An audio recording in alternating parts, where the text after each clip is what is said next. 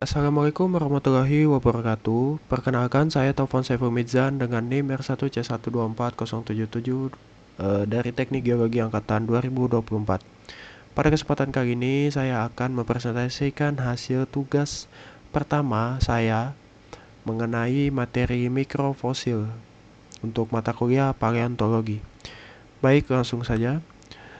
Untuk materi mikrofosil ini untuk tugasnya dicari melalui artikel ataupun jurnal, dan jurnal yang saya dapat ini berjudul Kandungan Mikrofosil dalam Formasi Pembawa Batu Bara dari Daerah Perian Kecamatan Muara Muntai, Kabupaten Kuntai, Kartanegara, Kalimantan Timur.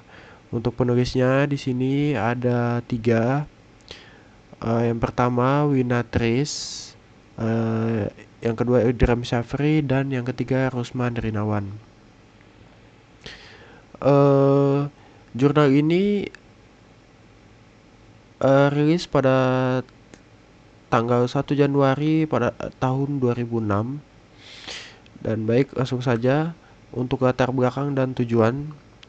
Daerah penelitian berada di Desa Perian, terletak pada koordinat 116 derajat 24 menit 50 detik sampai 116 derajat 33 menit 00 detik. Bujur timur dan 00 derajat 26 menit 00 detik sampai 00 derajat 42 menit 00 detik. Lintang selatan pada gambar 1 secara administrasi merupakan bagian dari Kecamatan Muara Muntai, Kabupaten Kartanegara, Kalimantan Timur, dan merupakan salah satu wilayah yang memiliki potensi batu bara yang berkualitas baik. Namun, umur dan lingkungan pengendapan batu bara tersebut belum diketahui dengan pasti, sehingga diharapkan kandungan fosil palinomorf dapat membantu memberikan solusi untuk permasalahan tersebut.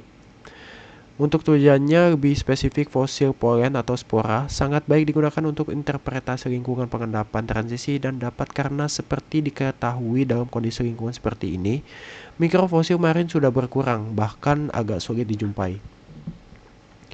Sangat erat kaitannya dengan hal ini, maka batu bara merupakan salah satu contoh. Seperti diketahui, batu bara didefinisikan sebagai batuan karbonat karbonan berlapis yang dibentuk akibat akumulasi dari sisa tumbuhan bersama dengan hasil dekomposisinya.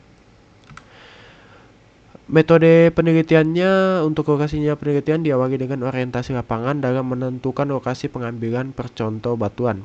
Dalam memposisikan lokasi singkapan batuan dan singkapan batu bara di lapangan digunakan peta geologi lembar Longiram dan lembar Samarinda dengan skala 1:250.000 dan peta topografi rupa bumi Bakosur tanah lembar Gunung Amben dan lembar kota Bangun Ulu pada skala 1:50.000. Di sebelah kanan ini adalah contoh peta yang diambil pada saat lokasi penelitian ini ya.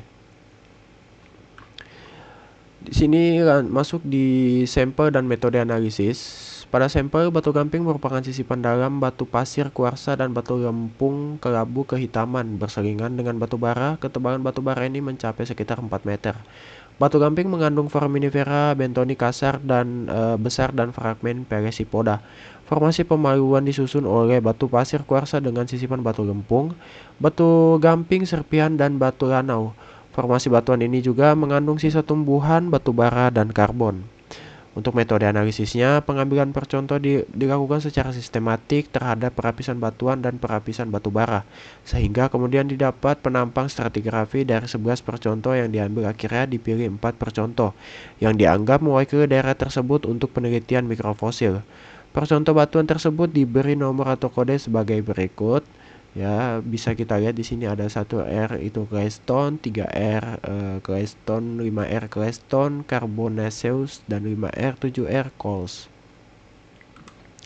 Untuk hasil yang didapatkan pada penelitian dari jurnal ini, data palinomorf dari percontoh ini menunjukkan bahwa kandungan palinomorfnya terdiri atas mangrove 23,6%, baik mangrove-nya 16,1% dan pitchworm-nya 22,9%. Dari total 131 palinomorf, adanya jenis heterocolpits yang tumbuh pada kadar garam 10/30 mil, mengindikasikan pengaruh air laut cukup kuat. Mengacu kepada karakter polinomorf dan litologinya atau Clay, dan dengan indeks inversitas yang rendah, maka percontoh 1R dianggap berasal dari lingkungan tidal flat. Berdasarkan kandungan foraminifera bentoni kecil yaitu Eponides procerus, Detalina advena, dan keduanya mengindikasikan bahwa percontoh berasal dari kedalaman antara 50 sampai 70 meter atau outer shelf. Adapun foraminifera planktonik yang ditemukan dalam percontoh tersebut adalah Neogloba guadrina, Dutetrae, dan Globigeridaeoides immaturus ya. Sebelah kanan ini merupakan gambar grafik lingkungan polinomorf yang didapatkan. Yang di atas itu nomor 7R dan yang di bawah ini nomor 5R. Di sini saya lampirkan juga beberapa jenis spora dari Sungai Perian, dan yang satunya itu kolom stratigrafi daerah Perian dan Reka, Kecamatan Muara Muntai, Kabupaten Kutai Kartanegara, Kalimantan Timur.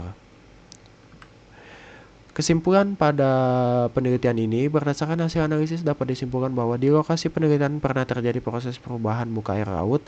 Perubahan muka air laut itu berupa proses susut laut diawali dari 1R. Data polinomorf menunjukkan lingkungan tidal flat. Ini setara dengan polinomorf menunjukkan lingkungan tidal flat ini setara dengan outer shelf dari data bentik foraminifera. Posisi 3R berada di perbatasan tidal flat dengan mangrove. Di posisi 5R tidak nampak pengaruh tidal flat. Tetapi sangat jelas contoh berasal dari mangrove. Demikian juga polinomorf dari 5R menjelaskan bahwa contoh berasal dari lingkungan mangrove. Hal ini didukung oleh data fosil foraminifera bentik.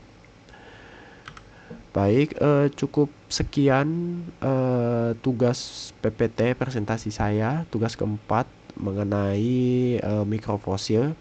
Mohon maaf jika ada salah kata. Saya Taufan Saiful Mizan, pamit undur diri. Wabillahi taufiq wal hidayah. Wassalamualaikum warahmatullahi wabarakatuh.